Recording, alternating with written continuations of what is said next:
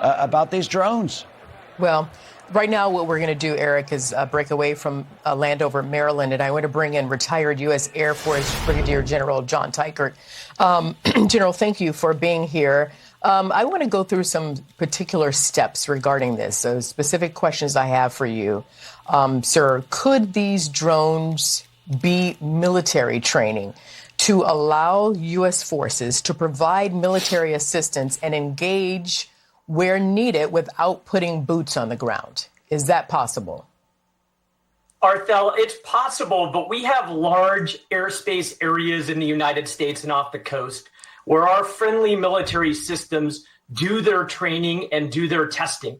They wouldn't be overpopulated areas. The federal government would have an idea of what they were doing. It wouldn't be as clueless as they have seemed to be during the last several weeks.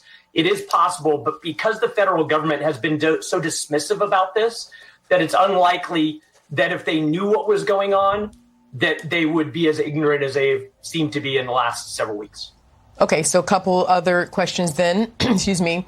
But would such military training need to perhaps take place in heavy populated areas to mimic or simulate real world situations? And then secondly, if you do both of these for me at one time, if this is a military operation, how can the government tell the American public without also telling our adversaries?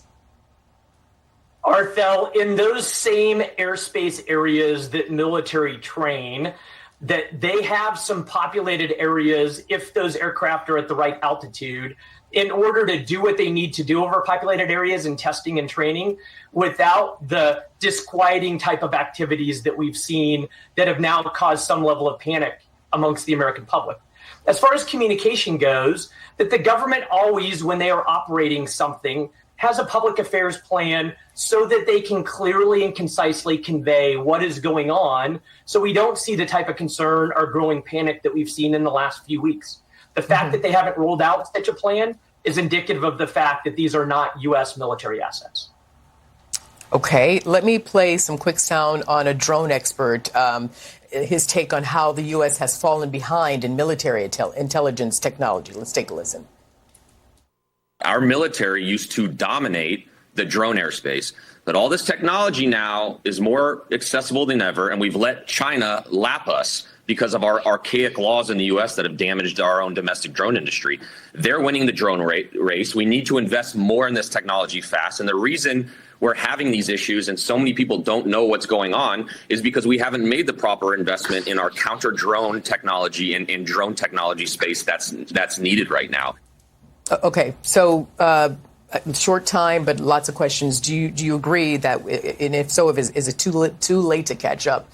And meantime, I want you to address that we just heard Eric mention this, how President-elect Trump has apparently been on record saying, shoot down the drones. I mean, is that something that's even possible? It is absolutely true that in the last couple of decades, we've seen the increase or proliferation in drone activity or drone technology. And to some extent, we in the United States have fallen behind. Specifically related to shooting down these drones, the most effective way to get to the bottom of what has been going on is to track from the point of departure or origin where these drones came from, or follow them to their destination.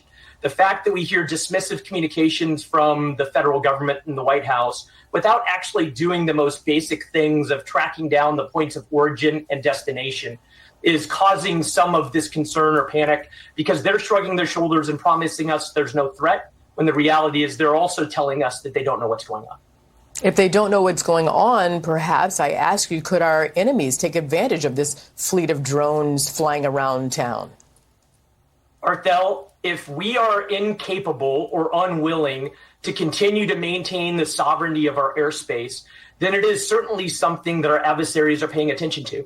And whether these drones are operated by adversaries or they're just casual observers to our ineptitude under this current administration, either way, it makes the United States more susceptible to the type of damage that they could undertake against us. Well, and especially had some of them entering the airspace above the Naval Weapons Station Earl, that's in Colts Neck, New Jersey. So it seems to me, General, just in short closing, I promise, to my control room, but do you want the government to be specific and tell us what is happening, full stop?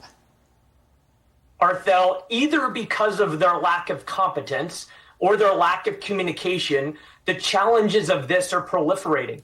That we have a federal government that's responsible for our national airspace, and the fact that this has been going on for several weeks without their ability to communicate or understand what is going on is indicative of a lackadaisical or negligent federal government. I have to leave it there, General. Thank you as always. General John Teichert, thank you so much. Thanks, Arthel, and go Navy. Go Navy. Eric. Go Navy. And